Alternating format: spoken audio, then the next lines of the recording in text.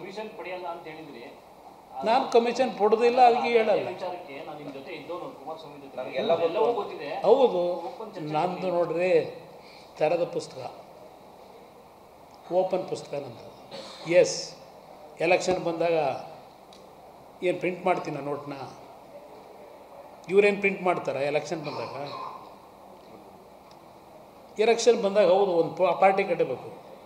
ನಾನು ಸಣ್ಣ ಪಾರ್ಟಿ, ಭಿಕ್ಷೆ ಪಡಿತೀನಿ ಅವತ್ತಿನ ದಿನ.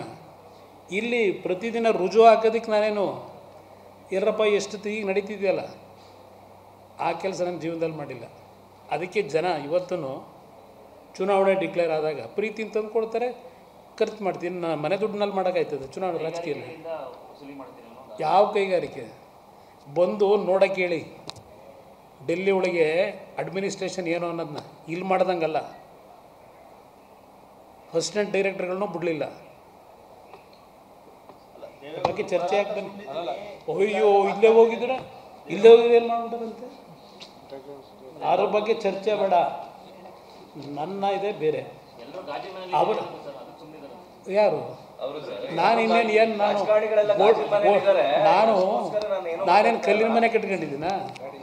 ನಾನಿರೋದು ರಸ್ತೆಲೆ. ಅಯ್ಯೋ ಹೇಳ್ಕೊಳ್ಳಪ್ಪ, ದಿನ ಜಾಗಟೆ ಹೊಡ್ಕೊಂಡು ಹೋಗ್ಲಿ.